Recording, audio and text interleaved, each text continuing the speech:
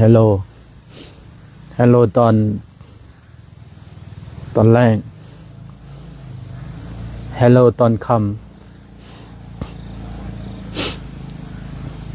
conversation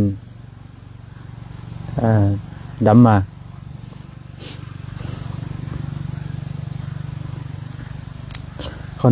conversation แปลว่าสนทนาแม่นจื่อไว้ได้ทุกแถว conversation เนี่ยแปลว่าสนทนาธรรม talk ดัมมา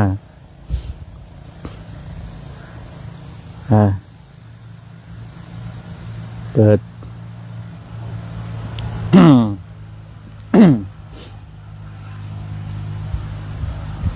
เช็คชิกโนสัญญาณภาพและเสียงโอเคบ่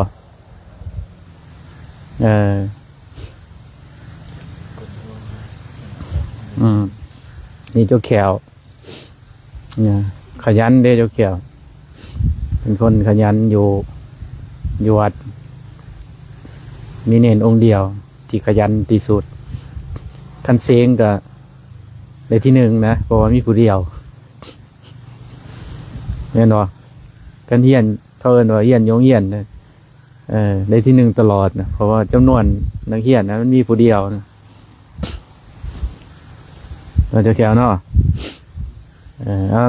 ยันอย่ากลมร้ายนั่งตัวตรงๆดำรงสติ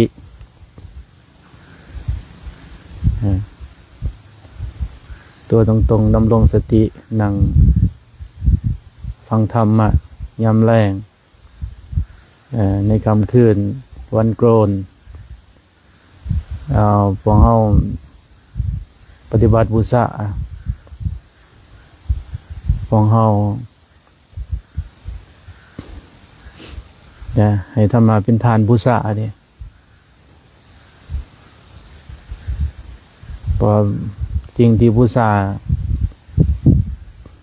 อันประเสริฐห้องอันนั้นอันดับต้นๆจากการที่เอาบูชาโดยอมิตรการที่เอาบูชาโดยเขาคล้องประเภทดอกไม้ธูปเทียนต่างๆบ่ได้ประเสริฐเท่าการปฏิบัติบูชาหลังจากช่วงที่พุทธเจ้าเพิ่นตายภาษาพื้นบ้านเฮาว่าอันนี้แต่ว่าเฮาใส่คำที่สูงส่งสำหรับพระองค์สำหรับเฮาเรียกว่าใส่คำว่าดับขันธ์ปรินิพพานช่วงเพิ่นปรินิพพานใหม่กลุ่มบางพวกของภิกขุสงฆ์เรียกว่าสงฆ์สาวกของพระองค์นะในช่วงพุทธกาลนั่นนะที่พระองค์เป็น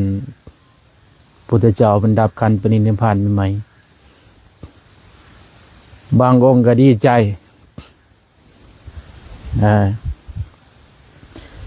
โอ้ยพระพุทธเจ้าปรินิพพานรับการปรินิพพานแล้วดีใจยังไงตายไปก็ดีผมว่าเลยบางคนนะบางกลุ่มภิกขุบางกลุ่มบางก่อนบางองค์ก็สังเวชบางองค์ก็คือให้ลำดีลำไพ่ลำพันกินหอดคิดถึงแต่บางองค์ก็บางกลุ่มบางองค์ก็ออกปฏิบัติบูชาเนี่ยคือความหมายว่าบางองค์ที่ว่าพระพุทธเจ้าปรินิพพานไปกันก็ดี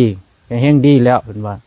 เป็นหยังจังว่าสั่นความคิดความเห็นของพวกดังกล่าวนั้นว่า ตอนพระพุทธเจ้ายังมีชีวิตอยู่หั่นนะเพิ่นออกขอวินัยออกกฎออกขอบังคับจังสั่นจังซี่เฮ็ดแนวนั้นแนวนี้นะกระพริบโตติ้งโตยังยากติ้งโตยังลำบาก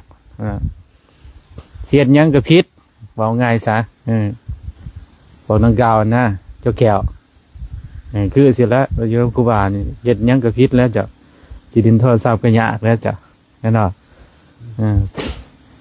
ดินหลายก็บ่ได้เด้บังคับสินอนเว้นหลายก็บ่ได้เด้อแม่นบ่ต้องปลุกมากินข้าวกินน้ำไหว้พระสวดมนต์ทำขอวัดนี่บางกลุ่มบางก่อนก็ว่าสั่นได้สิติ้งโตก็บ่ได้เสียดยังก็ยังยากนะโอ้ตายไปก็ดีแล้วนะโอ้ดีใจร้ายว่าพวกที่ว่าเอิ้นว่าคำเห็นหรือว่าความเห็นอันเป็นสิ่งดีเป็นโทษเป็นภัยแก่พวกดังกล่าวนะ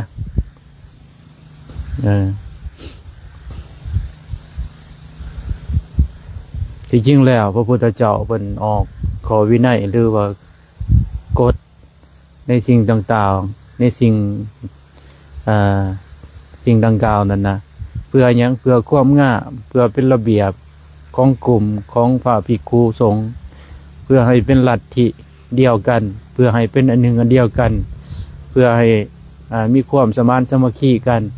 เพื่อถือปองดองกันเข้าใจกันปฏิบัติไปเป็นกลุ่มเป็นก้อนเดินในแนวแถวเดียวกันจังสันนาพุทธองค์เป็นก็ได้ออกกฎออกขอแต่ว่าบางคนมันบ่มักติ้งโตก็ยังบ่ยากเนี่ย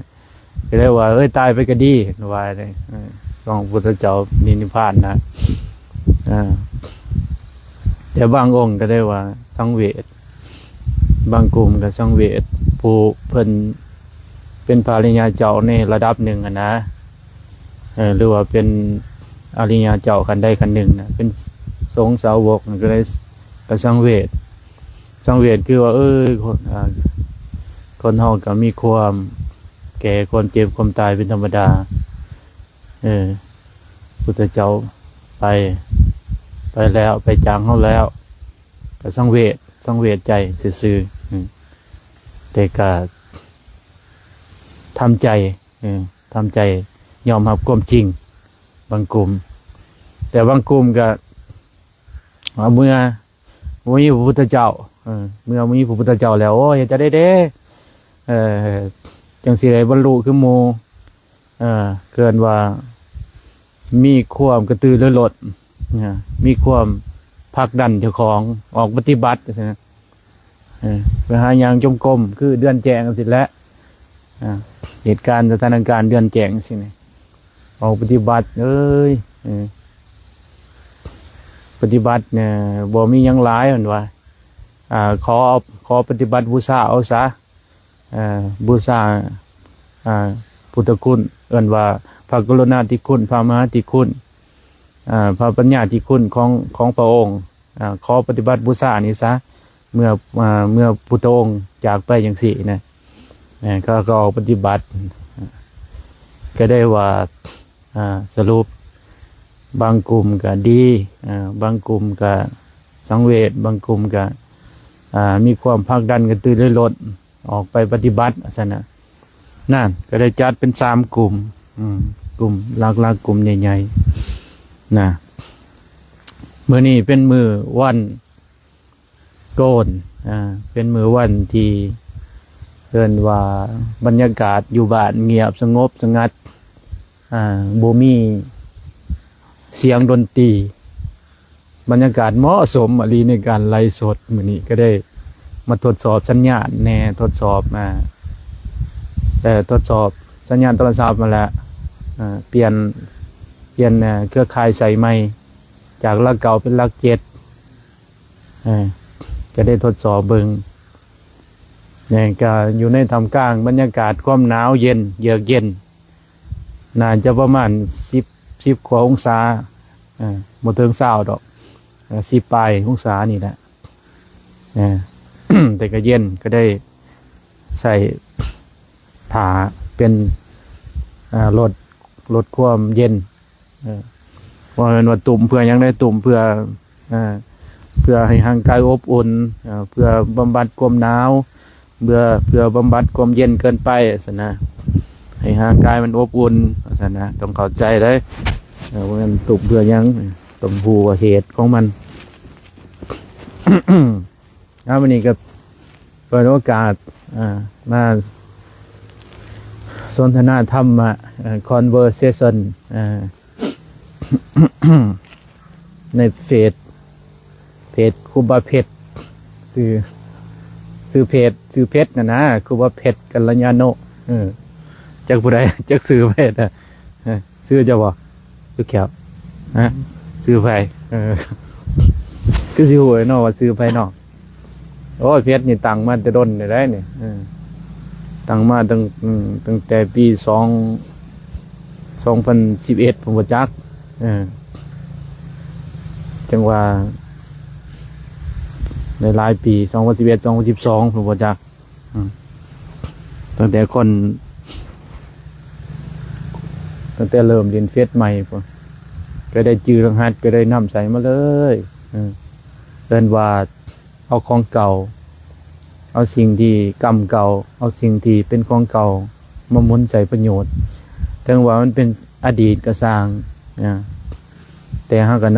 นำใส่อดีตแต่ว่ามันบ่มีโทษมีภัยอีหยังต่างๆเฮาก็นำมาใส่มันในการที่หมุนในการเผยแผ่ธรรมะหรือว่าเผยแผ่คำสอนของพระพุทธเจ้านะแต่เรื่องบางอย่างนี่ก็ต้องสลัดออกได้นำเอามาใส่บ่ได้คือภาษาทางธรรมเขาว่าสละออกเส้นหมดบ่เส้นเป็นเครื่องใส่เครื่องซอยอันเป็นประเภทเขาของเงินทองสินะถ้ามีเงินเนี่ยติดโตมาเส้นก่อนเราสิมาบวชสิเฮาบ่เป็นมาเป็นบ่มีเงินมีค่ำเด้บ่เฮาถือเงินถือค่ำบ่เฮาหาเงินหาค่ำเด้เกินว่านิสกีปจิตติเป็นอาบัตินิสกีตัวนี้นะก็ต้องแปลว่าสิ่งที่สละออกนิสกีปจิตติของสละออกก็ต้องสละออกนะเฮามีเงินมีค่ำบ่ได้บวชมาก็เลือดตั้งแต่นี่แหละแม่แต่ผมก็ยังแท้ถิ่มเอาออกเอาเจ้าแขวเนาะจะแท้ผมตัวมันนี่จะคือแท้เพราะว่ามันยังบ่ยาวเกินไปนะจะแท้หวัง2-3 วันนี่บ่เป็นก่อนนั่นนะฮะเก้าคำบ่โอ้มันก็ได้4-5 วันเนาะ6บ่จังหวัด5 วันบ่5 วันบ่ยาวไปนั่นก็ได้อยู่บ่จงก็ได้แท้ไปมันก็เป็นระเบียบมันคือกันก็ดีคือกัน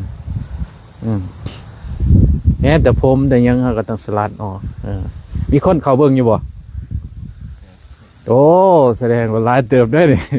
เกินขาด มีคนเข้าเบิ่ง8 คน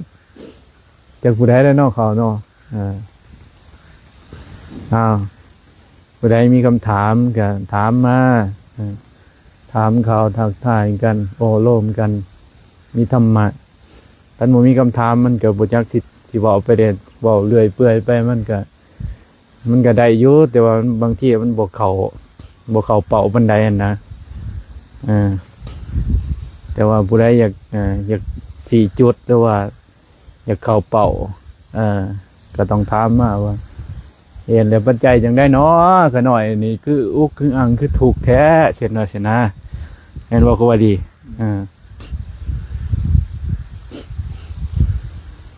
นี่ว่าสิถามว่าเป็นหยังก็บ่ดีคือมาบวชจังซี่นะ เป็นยังอยู่แขวคือจังมาบวชซะนะเนาะแขวเนาะอ้าวเป็นยังกูว่าสิถามลองถามมึงเป็นยังแขวคือมาบวชอยู่แขวติดต่อเขากันจังได๋ฮะมันถูกถูกยังล่ะถูกความอึดหิวบ่ถูกบ่มีข้าวกินบ่หรือว่าถูกแบบใดฮะทุกเวียกงาน ฮะ ทุกเวียกงาน ทุกเวียงงานเฮ้ยแสดงว่าคนทุกเวียงงานนี่เกินว่าคนเห็นแก่โตแล้วนี่ แม่นบ่เออวันนี้เห็นแก่โตแล้วหลีกเวียกเด้มันบ่แม่นจังซั่นนะแต่ว่าก็มันก็เป็นทุกข์คือกันทุกข์แต่ว่ามันจุดหรือว่าเป้าหมายมันบ่ตรงสำหรับนักบวชนะแต่บางคนก็คือเพิ่นว่าว่าเด้บวชบวชนี้สงสารบวชผานเขาสุขบวชสนุกเฮฮาบวชหาหมู่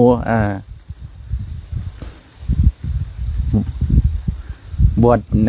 นิวัตสงสารสินะบวชหลีกเวียกหลีกงานสินะมันก็มีหลายบวชเนี่ยแล้วก็อยู่ในหันมีอะไรยังแน่เจ้ามันสิตรงเดิมขั้นแต่ละบวชนี่บวชนี้สงสารมันจึงตรงเป่าบวชนี้สงสารบวชนี้ตรงบวชนี้วัตตะสงสาร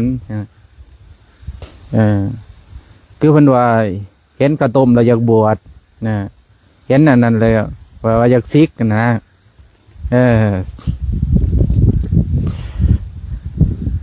มันบวชแท้มันต้องบวชนี้สงสารเด้บวชนี้วัตตะสงสารบวชนี้การเกิดแก่เจ็บตาย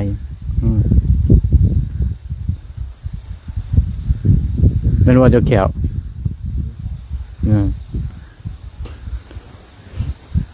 บวชคือการแก่กันนี้การแก่กันเจ็บกันตายคือบวชเพื่อพัฒนาตนเองบวชปฏิบัติสำละอนุสัยเครื่องดองสันดานสิ่งที่มันห่มห่อจิตใจของเรามันพาเวียนว่ายตายเกิดมันต้องแมนเป่าตัวนี้มันจึงแมนนะขั้นเราเกินว่ากำจัดเหตุมันนะเหตุที่มันพาให้เขาเกิดนะ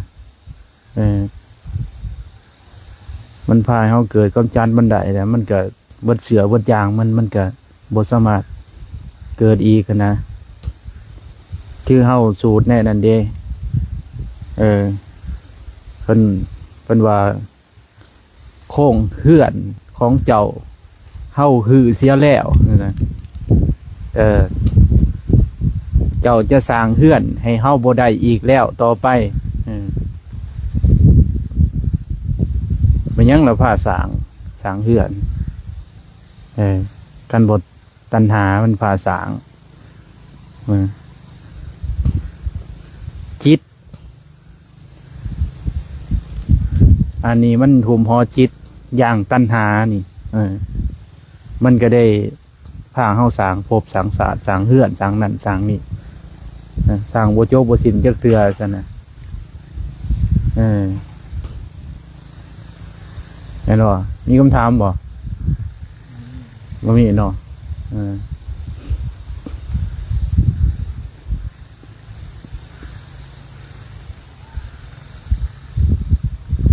ความทุกข์มันติดโตเกิดมามันก็มีความทุกข์มานับเราต้องรู้เหตุตัวนี้ได้ว่าการที่เฮาบวชนี่เพื่อกำจัดความทุกข์ตัวนี้แปลว่าให้มันทรมานแต่สารเดียวนี่นะทรมานอีกอย่างละทรมานเวทนาทางกายสินะเวลามันสิตายสินะเวทนามันสิลุ่มเล่าฮะนะมันสิบีบขัดบีบคั้นห่อนะความเจ็บความปวดบางครั้งมันสิสักดินสักเงาะเนี่ย นึกภาพมันก็ว่าดีก่อนล่มสิก่อนใจสิขาดเนี่ยจินตนาการด้วยเบิ่งอะเวทนาความเจ็บนะถาดมันกระเพื่อมมันนะถาดทั้งสีทั้งดินทั้งน้ำทั้งลมทั้งไฟมันกระเพื่อมนะมันแลนวนว่ายในร่างกายของเขานี่นะ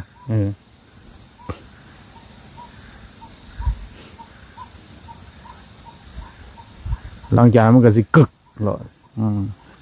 อาการของการตายเลยกึกเนอะเบิดเนี่ยดินน้ำไฟลบบัดเวลามันเบิดนะมันก็ลบน้ำลบไฟน้ำดินนะสินะมันจะกลับกันดินน้ำไฟลบลมไฟน้ำดินเวลามันจะกลับกันลมออกก่อนลมออกแล้วก็ไฟแล้วก็น้ำมันก็ไหลออกเป็นยางเป็นยังละลายไปตีนสีหนังต่างๆมันก็ละลายไปตามดินหลังจากนั้นก็สิเหลือแต่สิ่งที่มันแข็งแกร่งคือกระดูกเห็นบ่มันสากระดูกนะนั่นแหละเพิ่นว่าอันความตายสายนาลีนี้บ่พ้นมีหรือจนก็ต้องตายว่ายเป็นผีนะเห็นบ่ถึงแสนรักก็ต้องร่างห่างกันทีนะไม่วันนี้บ่วันนี้ก็วันหน้าจริงนะเรานะดินจะกบลบกายไหวสังขารนะไพ่เจ้าพาน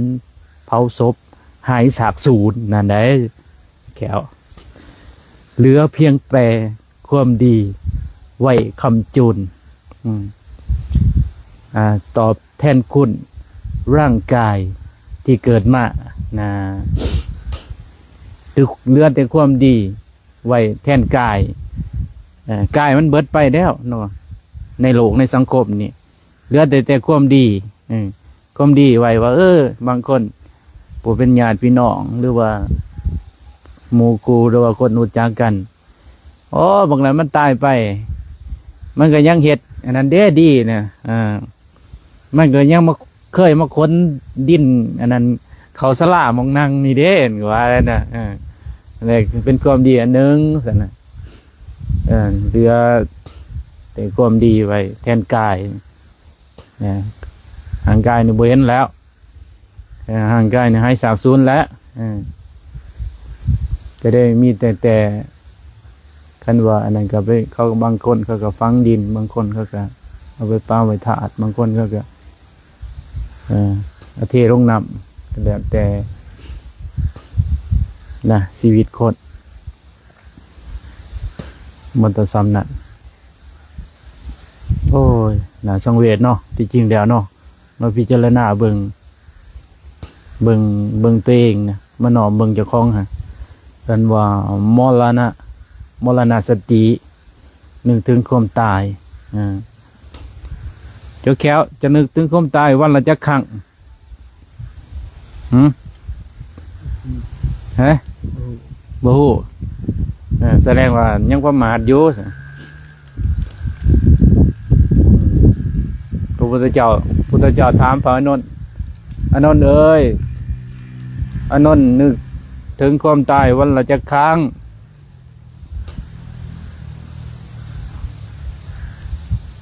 มื้อละครั้งบ่นึกถึงความตายคนตอบมื้อละ7 ครั้งมื้อละ7 ครั้งยังดีเนาะโอ้ยบ่แม่นนะโน้นต้องให้นึกถึงความตายทุกลมหายใจนะเป็นยังจังให้นึกถึงความตายทุกลมหายใจฮะก็ว่าดีถามเป็นยังจังให้นึกถึงความตายทุกลมหายใจฮะ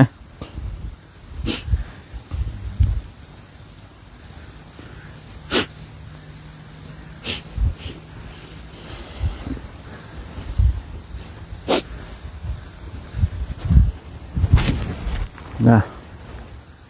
นั่นน่ะเลยดิ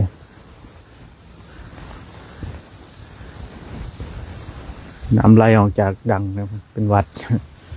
เย็นให้นึกถึงความตาย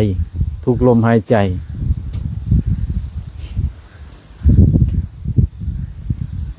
พวกที่มีโมหะหลายๆนะโมหะไปว่าจังได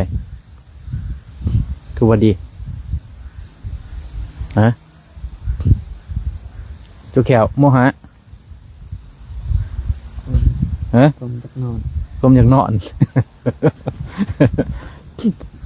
เม่นก็จะนอนจะอยากนอนเนาะจะเล่นต่อไปว่าก้มอยากนอนเนาะปกติก้มดีโมหะไปว่าจังไดฮะบ่ได้บ่ ความกังวลความลังเล ความกังวลความลังเลอีกนะความกังวลความลังเลสงสัยมันเป็นนิวรณ์โมหะแปลว่าความหลงเป็นว่าหากเงาของกิเลสต้นตอของกิเลสมันมี3ก้อนนะจื่อไว้เด้อความโลภโลภะกันภาษาบาลีว่าโลภะโทสะโมหะเป็นว่าโลภโกรธหลงนะความโลภความโกรธความหลงบัดนี้3แม่พันธุ์ใหญ่นี่มันกระจายออกเป็นอุปกิเลส16อย่างหรือว่าภาษานั่นเขาว่าคิดอะไรนะกิเลสพันหาตัณหา108ยังประมาณนี้บ่อุปกิเลส16อย่างหั่นนะประมาณนี้ปึ้มเด้อมันมีอยู่นะฮะเนี่ยมันอะไรเนี่ยมันแจกกระจายออกไปจากความโลภความโกรธความหลงนี่แหละหลงเนี่ยเข้ามาหลงนี่มันเป็นให้เข้าพวกที่อันนั้นนะให้ระลึกถึงมรณสติสินะ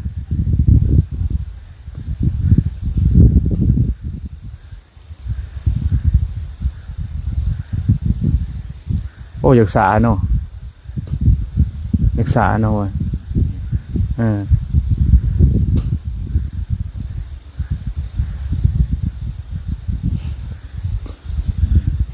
น้องสาวนึง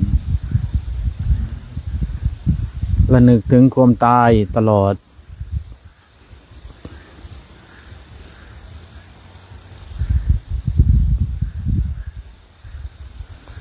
พวกที่มักพุ่งซ่านนี่พวกที่มักพุ่งซ่านพวกที่มักคิดเกินไปนอนบ่หลับกินบ่แสบนี่ให้เฮ็ดหยังรู้บ่พวกพุ่งซ่านมันจังสิเอาอยู่นะกรรมฐานตัวใดมันจังสิเอามันอยู่พวกพุ่งซ่านนะพวกวิตกกังวลพวกมักวิตกเดินว่าจริต6อย่างนะ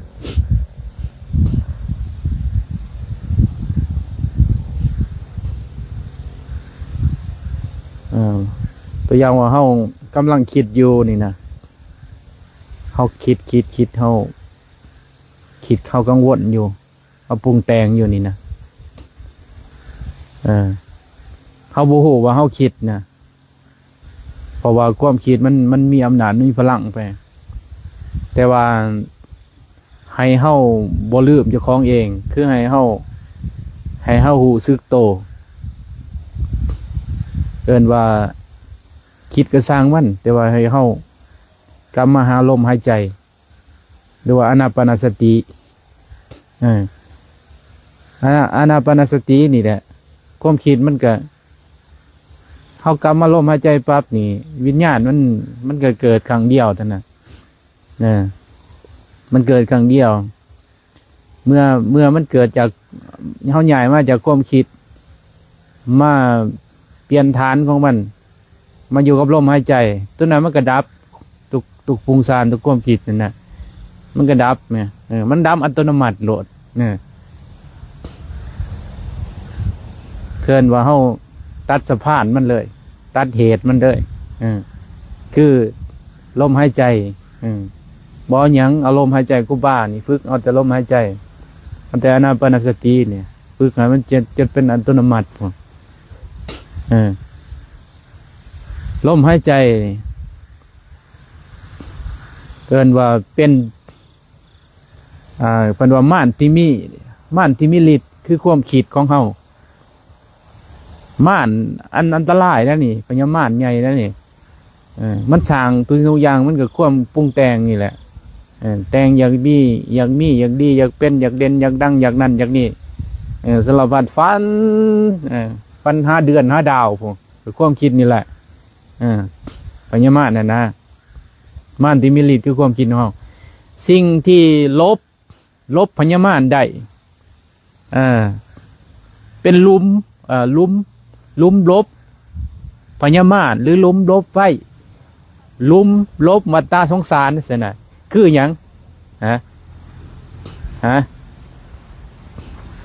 หลุมลบหลุมคุดนะคุดลงนะเห็นบอกพวกเขาทหารเขากังบังนะเขาลบโจรลบมันนะลบมันนะลบสิ่งที่ศัตรูนะเขาคุดล้มเขาเห็นเนี่ยเป็นทีกังบังนะเขาคุดลุมมันเขาลบนะลบโจรนะอันนี้เฮาเนี่ยนะลุมที่เขาคุดลุมหรือว่าลุมที่ลบพญาม่านลบโจรลบมันผ้าเวียนว่ายแต่เกิดนะศัตรูอันไร้กาจที่สุดนี่นะคือความคิดความปรุงแต่งนี่นะเขาลบมันนะเขาตัดมาคือตัดมาอย่างตัดมาลมหายใจตัดมาอานาปานสตินี่สุดยอดเลยตัดมันโหลดรูปมันก็บ่เห็นแหละมันบ่เห็นเท่าแล้วมันบ่เห็นเท่าแล้วพญามารสุดท้ายมันก็เห็นยังเฮาบ่ได้ท่านนะนี่แหละนี่เครื่องอยู่วิหารธรรมของพุทธเจ้าหรือว่ากรรมฐานอันยอดมงกุฎเนี่ยคืออานาปานสติโอ้ยสุดยอดเลยคมกอกคมกล้ามคมนั่นคมนี่ได้เบิดเนี่ยได้ดีกว่าอสุภะอีกของปฏิกูลกันเท่ามีอารมณ์กล้ามขึ้นที่มันบีบคั้นหัวใจนะมันบีบคั้นเท่านะตัวอย่างนี้มันโอ้ยคนมีอุปนิสัยเกินว่าอนุสัยเก่านี่มันก็อยู่ซื่อมันก็บ่ได้เบิ่งหูเบิ่งห้อยเบิ่งสันเบิ่งสิมันพักดันให้เฮามีอารมณ์ขึ้นปรุงแต่งขึ้นมาเองมันว่าคือว่าดีพวกที่ว่ามีความชินเคยมีอันนั้นมีประสบการณ์มานี่แฮงความสัญญาเก่ามันพุ่งขึ้นมามันเฮ็ดให้พักดันในคิดนะพักดันในคิดโอ้ยเพ้อฝันถึงอดีตโอ้ตอนนั้นจังซั่นจังซี่เนี่ยนั่นเนี่ยนี่นะครับโมเมนต์แต่ว่าเรื่องเพศตรงกันข้ามในเรื่องหมู่คู่คือกันเนี่ยเดี๋ยวว่าเห็นหมู่คู่เห็นภาพเก่าเอาภาพเก่าขึ้นมาก็ว่าโอ้ยังคิดฮอดเสมอยังจังซั่นจังซี่หันกันเป็นกามมาคุ้นคือกันกามมาคุ้นแล้วฮู้เสียงกินรสปุถะพะนั่นนะเจ้าบ่ฮู้จักว่าพญามารมันดึงความคิดเจ้าไปนะพญามารมันดึงเอาเตียงไปเฮายังบ่ฮู้ซ้ำอะไรเกินว่า เฮาพยายามตันมาลมหายใจโลดมันคิดได้ไปอดีตมันคิดไปปรุงถึงว่ามันสิบ่เป็นเรื่องเพศตรงกันข้ามก็สร้างแต่ว่ามันเป็นโมคูมันก็สามารถผลักดันให้เจ้ายึดในอดีตบางทีอาจจะเอิ้นว่าสละจากเพศพรหมจรรย์ก็เป็นไปได้หูบคือกันนะย้อนยังย้อนเฮาไปปรุงแต่งในหูบคือมีความผูกพันกันมีความหักกันมีความสัมพันธ์กันจังซั่นจังซี่เคยลิ้นเคยเที่ยวนํกันเคยไปนั่นเคยนี่ไปนํกันเคยเตะบอกเตะบ้านไปนํกันลิ้นกีฬานํกันจังซั่นจังซี่ปรุงแต่งไปสุดท้ายก็เกิดหลายนอนบ่หลับโอ้ย เอาบ่ซิกบ่จังซั่นจังซี่โอ้ยไปหาหมู่บ่โอ้ยโทรหาหมู่บ่หมู่เป็นจังได๋อยู่จังได๋กินจังได๋นอนจังได๋นั่นได้มันปรุงแต่งไปสารพัดเนี่ยแม่นบ่จื้อไว้เด้ออย่าไปคิดมันเรื่องนั้น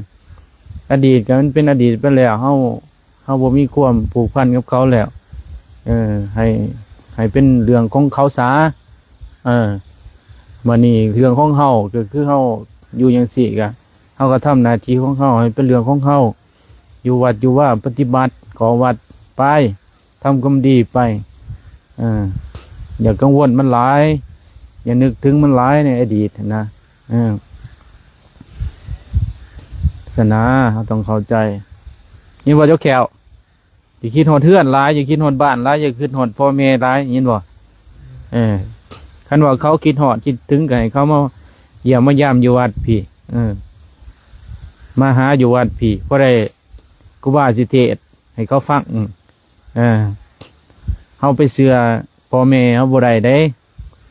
พ่อแม่เขายังมีกิเลสตัณหาหลาย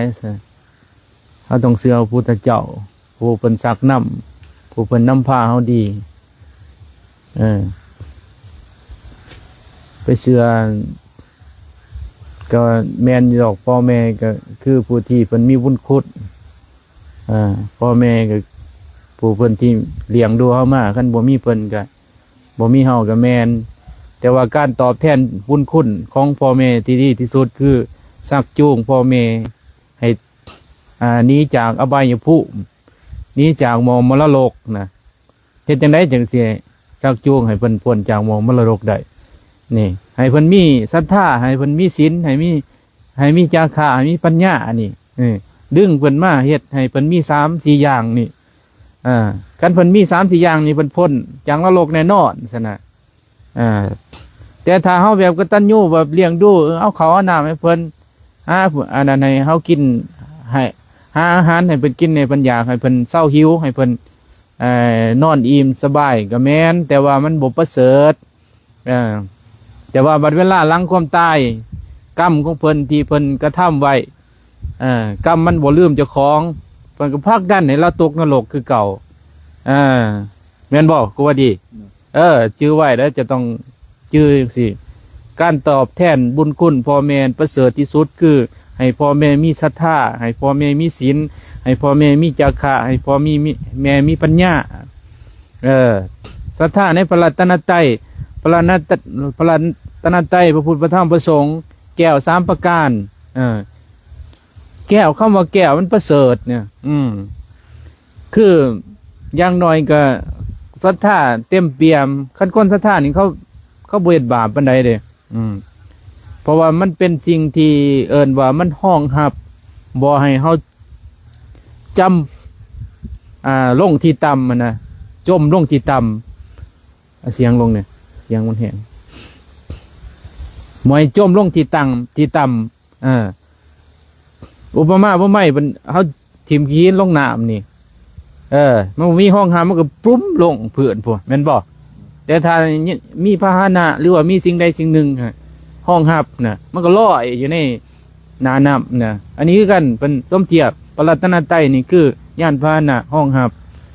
มวยจำปกมวยจมลงที่ต่ำมวยไปในทางเสื่อมนะเอ้าคือว่าสิเฮ็ดบาปก็อย่างน้อยก็โอ้ข่อยมีพระพุทธพระธรรมพระสงฆ์ข่อยเอาพระพุทธเจ้าเป็นที่เพิงข่อยเอาพระธรรมเป็นที่เพิงข่อยเอาพระสงฆ์เป็นที่เพิงยังมีความฮิริโอตตัปปะมีความอ้ายต่อบาปเกรงกลัวต่อบาปต่อมาอีกมีศีลอีกแห้งคักอีกมีเหลื่อมใสในพระรัตนตรัยแล้วยังมีศีลหาอีกบ่เบียดเบียนบ่กล่าวบ่ลักบ่ตัวบ่ประพฤติผิดในกามบ่ดื่มของมึนเมาอันพาเหตุแห่พระประมาทซั่นแห้งคักอีกซั่นแห้งบ่ตกนรกซั่นน่ะเพราะว่าเฮาสร้างเหตุดีตลอดนี่เฮามีศีลเฮาสร้างเหตุดีเฮาบ่ได้ไปเบียดเบียนไผเพราะว่าเฮาบ่ได้สร้างเหตุชั่วแห่งดีซั่นอันนี้มีจาคะมีการสลัดการเสียสละประกอบส่วนช่วยโลกช่วยสังคมหรือว่าสละตนปฏิญญาณตนเพื่อพุทธธรรมประสงค์ซั่นน่ะ สลัดกิเลสสลัดต่างๆสลัดความชั่วออกจากจิตจากใจซั่นนะนั่นมันก็เป็นสิ่งที่ดีมันนี่ปัญญาอันนี้ปัญญาเห็นทุกสิ่งทุกอย่างสังขารแม้แต่ร่างกายเจ้าของนี่ก็ยังบ่เที่ยงเกิดขึ้นตั้งอยู่แล้วไปเดี๋ยวก็มันเป็นดินเป็นน้ำเป็นลมเป็นไฟปัญญาเห็นสิ่งดังกล่าวก็ใจมันก็ถอนความยึดมันถือมันออกจากโลกออกจากตัวตนออกจากครอบครัวออกจากสิ่งเวลาไปเดี๋ยวมันก็บ่ยึดติดอีหยังใจมันก็ปล่อยว่างได้เอิ้นว่ามันการว่างใจมันก็ดีเมื่อว่างใจดีมันก็บ่จมปักลงในที่ต่ำบ่จมลงที่อันนั้นอบายภูมิบ่เป็นเปรตอสุรกายบ่ติดพันกับให้หน้าหัวสวนเฮือนซ่านต่างๆเพราะว่าปัญญามันเห็นสิ่งดังกล่าวนั่นว่าเป็นของเป็นของบ่เที่ยงสมตัวอย่างว่าเจ้าตายสิแม่นมันก็แน่นอนอยู่แล้วมันสิมีหยังตัวตนคนเนาะมันเกิดเป็นเพียงโลกเป็นเพียงภาพมัญญาซื่อๆนะต้องเข้าใจเห็นบ่มีคำถามบ่จังนาทีเด้อคือว่าอันนั้นน้ำย่อยดัง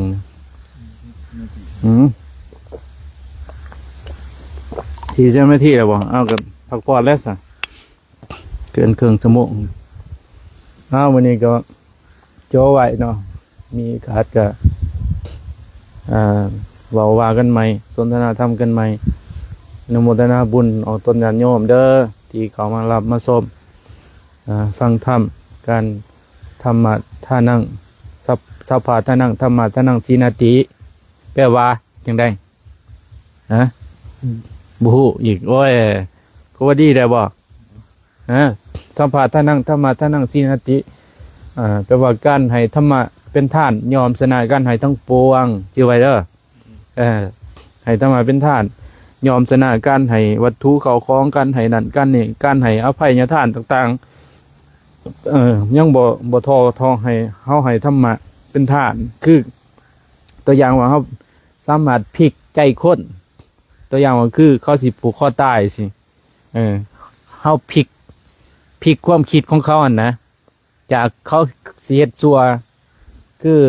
เอิ้นว่าทำอนันตริยกรรมซัวเด้ขาต้นขามนุษย์ขาพ่อขาแม่หรือว่าขาอันนี้มันเป็นกรรมนักนะแต่ว่าเฮาพลิกความคิดของเขามาคือเฮาอ้อยใจเขาอธิบายเหตุและปัจจัยเหตุผลต่างๆเขาเข้าใจเข้ากับหางกับหัวกับสวยเป็นดีได้นั่นแหละสิ่งที่เฮาให้อันประเสริฐแก่เขาสนะก็ได้ว่าเป็นว่าการให้ถ้ามาเป็นทาสยอมสนะกันให้ทั้งปวงก็คำคืนมื้อนี้ก็ให้ญาติโยมนอนหลับฝันดีบื้นอย่าลืมพากันไปใส่บาตรเด้อไปทำบุญใส่บาตรวันพระวันศีลบื้นนี่ตรงกับวันมาฆบูชาวันมาฆบูชานี่เป็นวันอันประเสริฐวันอันสุดยอดเลยคือเผาละหัน1,250 รูปบ่อ่านด้วยนะฮะชื่ออยู่บ่1,250 รูปบ่ประมาณนี้แหละแต่ว่าขั้นบทชื่ออากาคัดตัวผิดก็ขอไปมาโดยที่บ่ได้นัดหมายกันมาต่อร่วมนะพระพุทธเจ้าก็ได้ช่วยโอกาสแสดงธรรมเอิ้นว่าวิธีการ3อุดมการ4วิธีการ6อันอย่างนี้แหละเอิ้นว่าละชั่วทำดีทำจิตใจผ่องใสนี่นะแสดงโอวาทปฏิโมกข์ให้ฟังนี่แหละวันมื้ออื่นนี่แหละฉะนั้นเฮาทุกคนชาวคนเราสะบุดกันก็ต้องอย่าลืมวัดลืมว่ามาตักบาตรจันนำมาฟังเทศน์ฟังธรรมมื้ออื่นมื้อแรกก็นอนหลับฝันดีทุกคนอนุโมทนาบุญนำสาธุ